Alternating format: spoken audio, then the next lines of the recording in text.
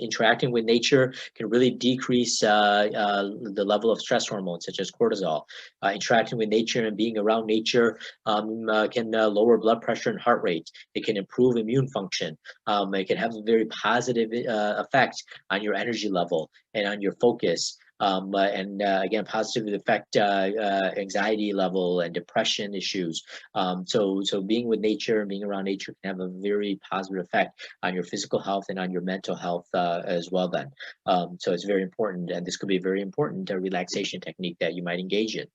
So again, being with nature, and it could be that you are actually in nature, or maybe you don't have an opportunity to be in nature because of the weather or because of where you live, right? So even viewing pictures of nature can have a positive effect as well. So if you can't actually go out in nature, viewing pictures of nature or listening to sounds of nature can really make a difference. Then again, there's different apps that you can use that will help with sounds of nature that can help you relax as well if you're not able to physically get out into nature.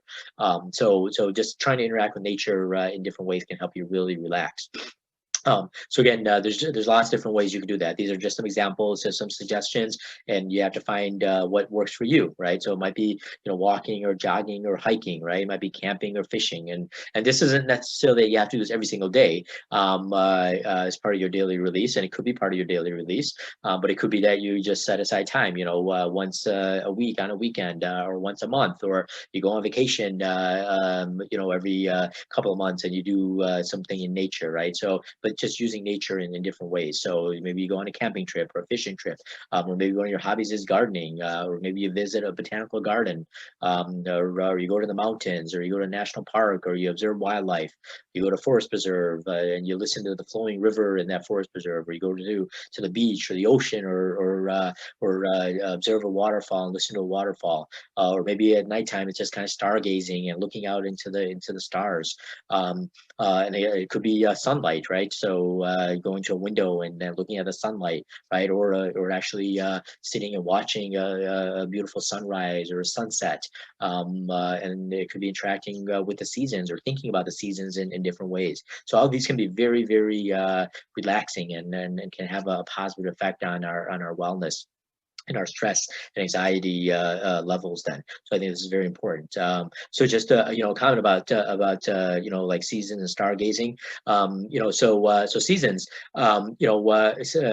seasons can kind of remind us of the cycle of life then, right? So we have winter right now as this video is being made. It's the middle of winter, right? But then we know that there's going to be spring coming up, right? And right now, all the trees are without leaves and everything's kind of dead. But when spring comes around, things start to bloom and things start to blossom. Flowers and the grass and the trees. And so when it's all quiet and in wintertime, we know that spring is going to come, and we can think about that for ourselves, right? So if we're having, if we feel down for some reason, that's kind of a winter time in our personal life, if you will, emotionally, then we look forward that the spring is going to come and things are going to get better, and that we have a positive outlook and we're optimistic, and we remind ourselves of that through the seasons then. And then again, thinking about nature, thinking about seasons, thinking about looking at the stars, that can remind us that we are part of something bigger, that can add meaning and purpose to us, to our life as well. And that's a resilient strategy that we can take advantage of as well. And we know the seasons have an effect on our mood, right?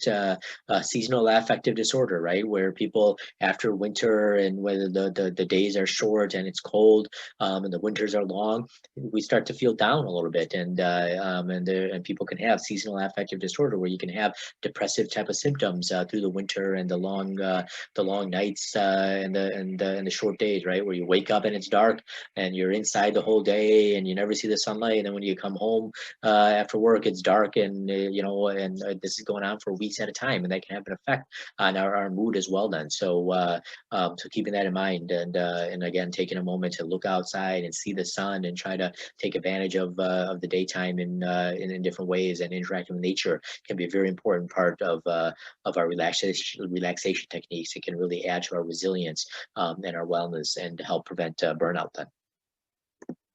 Okay, so last portion I want to talk about is related to hobbies.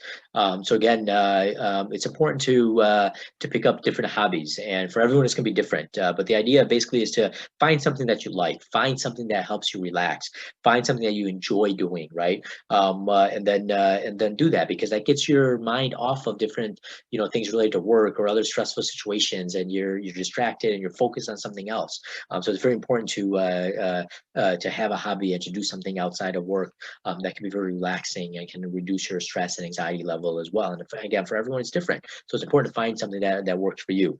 So again, it might be, sports or outdoor activities, right? I mentioned some of the outdoor activities with nature already, or it might be sports where you participate in sports or you play sports or maybe just kind of watch sports, whatever it is. It can be very relaxing, right? Those outdoor activities you're talking about where you're hiking or you're walking or you're rock climbing or you're surfing or whatever it might be, right? Picking up some sort of hobby like that can be very helpful. Um, it could be biking, or it could be something else like photography, or gardening, or arts and crafts, or painting, or collecting things, or games, right? Video games, or board games, or billiards, or bowling, or whatever it might be, right? Or maybe you like food and you want to taste different types of food, and you go out and try different types of food, or you like to cook, and you pick that up as a hobby, or playing music, or listening to music, or reading, or volunteering somewhere, right? Volunteering in a community organization or in your faith-based organization, and helping others, right? So that could be a hobby as well. So the idea is just to find something that can help you relax and to get away from the different stresses that you might be having then, right? So it might be a hobby that you're already doing and you continue to do it, or you pick up a new hobby and you learn about that, and that can be very relaxing